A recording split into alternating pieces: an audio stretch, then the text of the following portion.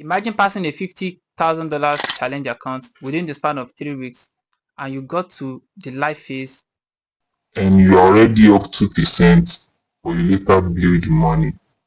This was me last year December.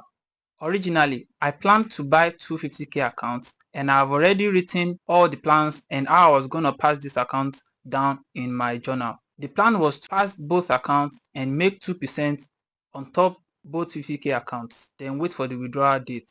Fortunately for me, I passed both accounts, but I was not able to collect the withdrawal. Not because I couldn't make the 2%, but because I was impatient to wait for the withdrawal date. I took the first account, which is the first $50,000 account, and I started trading, and within the span of 3 weeks, I passed the first phase. Fortunately for me, I passed the second phase the following week, making it 1 month for passing both phase 1 and phase 2. The following week, after collecting my live account credentials, I started risking 0.5% per trade, and in 2 trades, I was able to make 2%, although I did not wait for the second trade to take profit before I closed my trade out in profit. And why did I do that? The reason is because my minimum risk to reward is 1:3. That's 1:3. Meaning if I'm risking 0.5%, that means per winning trade I'm going to make 1.5%. After making the 2% profit on the 50k account, I left the one that I've already made the profit on it. Then I started focusing on the one that I just bought, which is the second 50k account. I started trading the second 50k account immediately after I got to the 2% profit that I initially planned on the first 50k account. Within the span of 3 weeks, I passed the second 50k account, both phase 1 and phase 2, and I got to live funding accounts.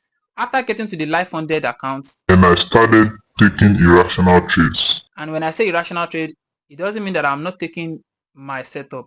I was only risking more than I was supposed to risk.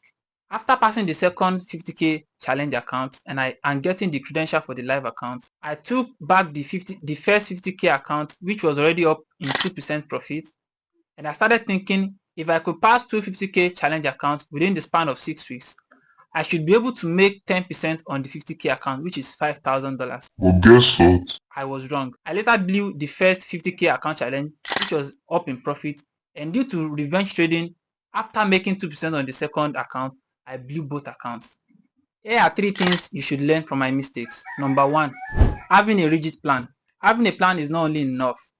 You need to be able to follow this rigid plan. You should follow this plan because, for example, whenever I'm trading a proprietary firm account, I intend to lose 0.5% of my account per trade. So whenever I get to 2% up in profit, that is the only time I start risking 1% per trade. So this is how I tend to leverage both my edge and the probability that is on my side so that I can take number of trades for me to get to the profit target that I'm aiming at.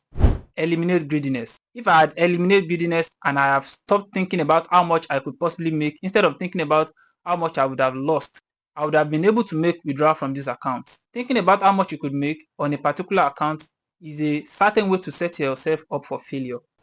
Stop thinking about how much you can possibly make And start focusing on how much you are ready to lose.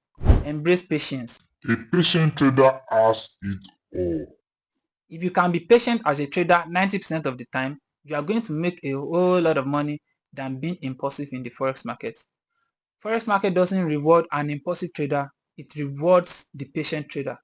These are the mistakes that I made on these 2 accounts, and I feel like you guys should not repeat the same mistake as mine.